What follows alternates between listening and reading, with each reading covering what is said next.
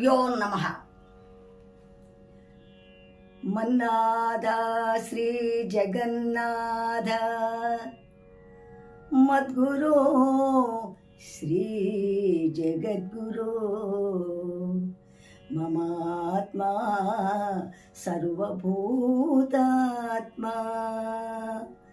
తస్మై శ్రీ గురవే నమః.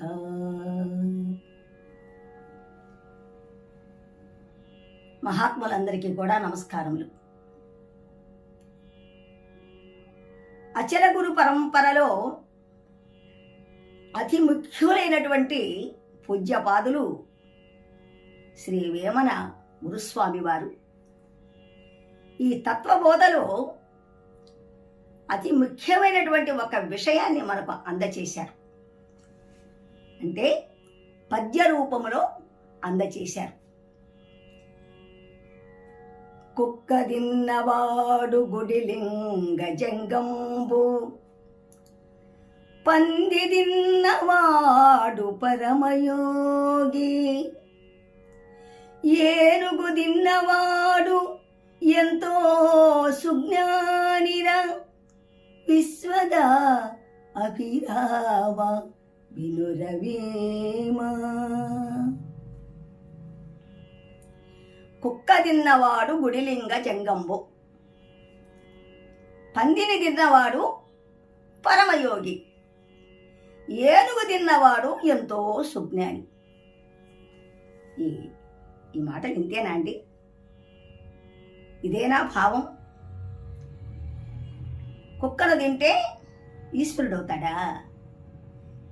పందిని తింటే పరమయోగి అవుతాడా?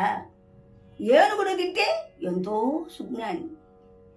ఏంటండి ఈ మాటలు? ఈ విషయాన్ని బాహ్యపరంగా చెప్పలేదు గురువుగారు, అంతర్ముఖంగా చెప్పారు, అంతరార్థముగా చెప్పారు.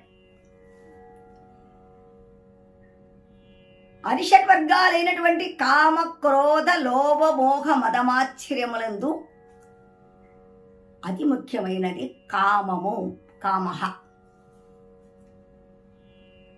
కామః అంటే కేవలము భార్య యందు సుఖమే కాదు, బిడ్డల యందు వాత్సల్యం కానీ, ధనధాన్యాలు కావాలని కానీ, భోగభాగ్యాలు కావాలని కానీ, బిడ్డలకు మంచి ఉద్యోగాలు రావాలి, నా భార్యకు అది కావాలి, ఇది కావాలి, ఏదైనా కామమే.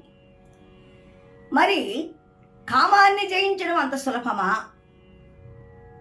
కామమును జయించిన వాడు ఒక్క ఈశ్వరుడు మాత్రమే కదా.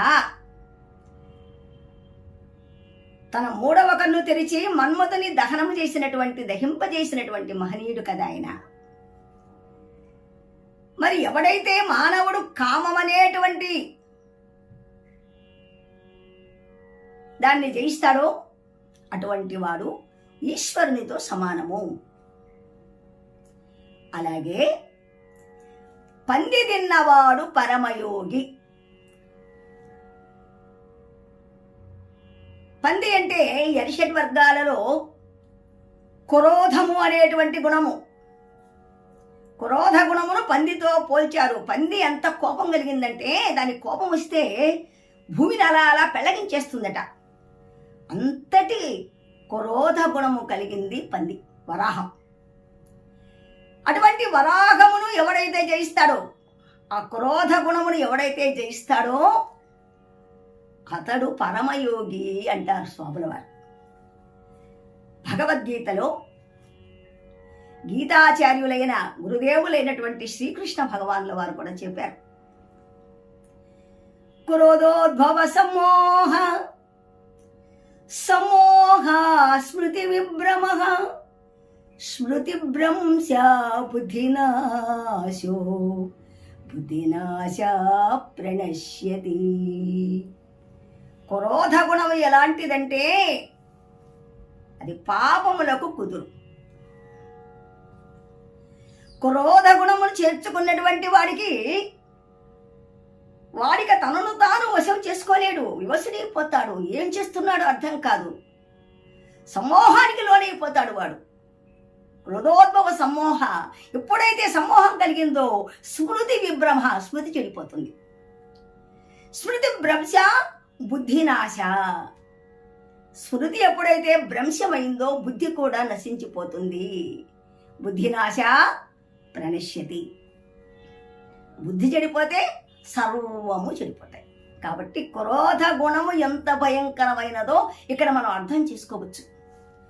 అటువంటి క్రోధ గుణమును ఎవడైతే జయిస్తాడో అటువంటి వాడు పరమయోగి.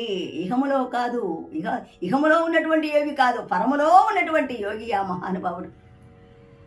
ఇక మూడవది ఏనుగు. ఏనుగు తిన్నవాడు ఎంతో సుజ్ఞానిరా అంటాడు స్వాముల వారు, యమవారు. ఏనుగు అంటే మన శరీరములో మదము అనేటువంటి గుణానికి పోల్చి చెప్పారు. మనలో ఒక్క మదము కాదండి, అష్టమదాలు ఉన్నాయి. ఈ మదము కూడా సామాన్యమైంది కాదు. మానవుని జీవితాన్ని పతనావస్థకు చేర్చేది ఈ మదం అనేది. ఇవి అష్టమదాలుగా ఉన్నాయి, ఒకటి కాదు. కులమదము, శీలమదము, విద్యామదము, ధనమదము, సౌందర్య మదము, ఇట్లాంటి మదాలు ఇవి 8 రకాలుగా ఉన్నాయి. మానవుని గర్వానికి పెంచి జీవితమును అధపాతాళానికి కుంగ చేసేది ఈ మదం అనేది. అంత భయంకరమైనది. అటువంటి మదం అనేటువంటి ఆ గుణమును ఏనుగుతో పోల్చాడు. అష్టమదాలు, ఒక మదము కాదు, అష్టమదాలు.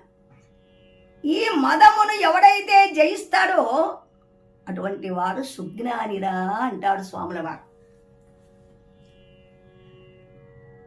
జ్ఞానము విజ్ఞానమై విజ్ఞానము సుజ్ఞానము ఎవరైతే అవుతాడో అటువంటి వాడు ఈ మదమును జయిస్తాడు, మహాజ్ఞాని అవుతాడు. కాబట్టి అరిషడ్వర్గములలో అతి ముఖ్యమైనటువంటి ఈ కుక్కను గూల్చి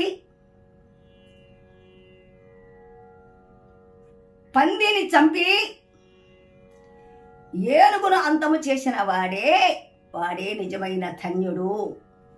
అయితే వీటిని అంతము చేయాలంటే మనము అదంత సామాన్యమైనటువంటి సులభమైన విషయం కాదండి. ఈ అరిషడ్వర్గాల్ని ఎవరైతే జయించి ఉన్నారో అటువంటి సద్గురుని పాదము ఆశ్రయించవాలి. గురుని మహిమ సామాన్యమైంది కాదు కదా. గురుని మహిమను తెలియవలెనన్నా పరమార్థ భావము పదిలము గమది నుంచవలెనన్నా.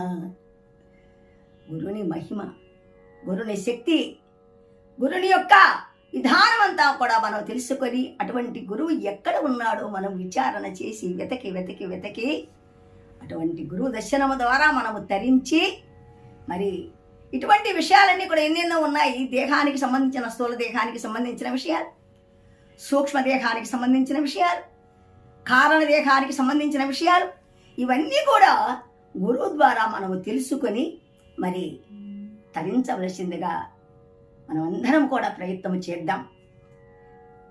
మరి ఇటువంటి బోధలు ప్రతిదినం కూడా మనం చెప్పుకుందాం. ఈ బోధ ప్రతిరోజు మనము వినాలి అనుకుంటే దయచేసి సబ్స్క్రైబ్ చేస్తారని నేను మరీ ప్రార్థన చేస్తూ సెలవు తీసుకుంటూ ఉన్నాను.